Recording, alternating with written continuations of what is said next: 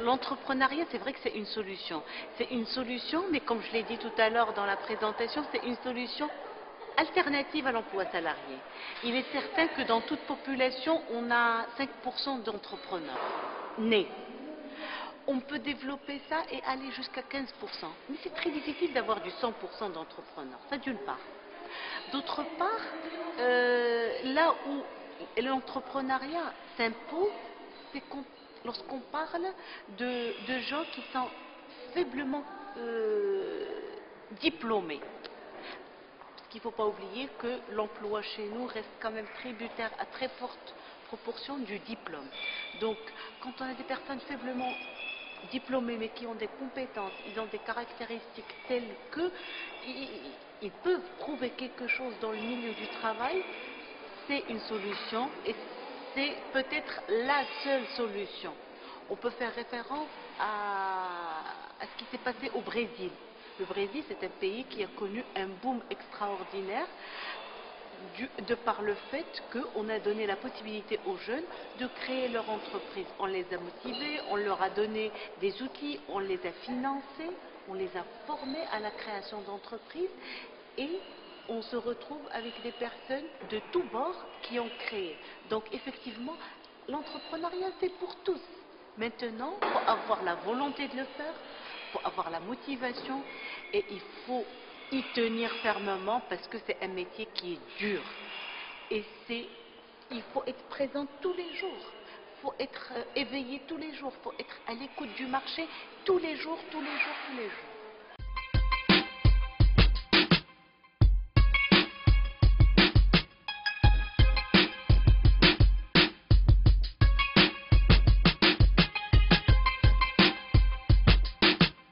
Alors, pour le jeune débutant, l'avantage à créer son entreprise, il est de plusieurs sortes. Le premier avantage, c'est qu'il va avoir un emploi.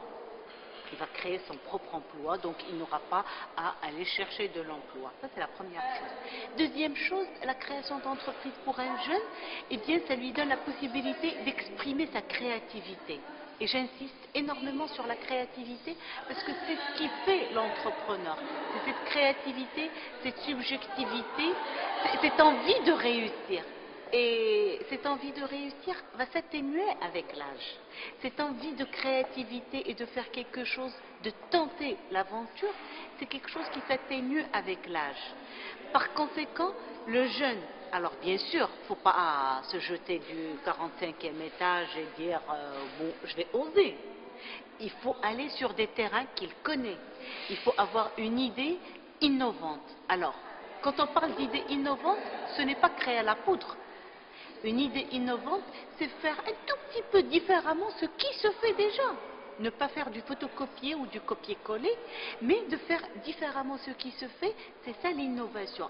Dès que le jeune a cette étincelle de l'innovation, ben, je pense qu'il faut foncer, il n'y a pas de raison de ne pas le faire, d'autant plus qu'actuellement, il y a les outils pour le faire.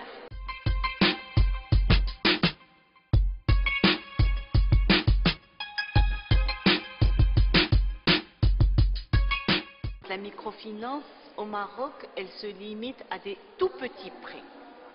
On a la fondation Zakora, on a l'Amana. La fondation Zakora a fusionné avec la Fondation Banque Populaire, il y a la Fondation MNA, il y a actuellement INME, il y a plusieurs organismes de microcrédit. Mais pour la création d'entreprises, ces microcrédits ne sont pas suffisants au démarrage. Ils sont peut-être suffisants pour tout ce qui est création d'AGR, ce qu'on appelle les AGR, les activités génératrices de revenus, surtout dans le milieu rural, tout ce qui est élevage de tout type de bêtes. Mais pour la création d'entreprises et la création de la TPE, ce n'est pas la microfinance qui va s'intéresser à ça.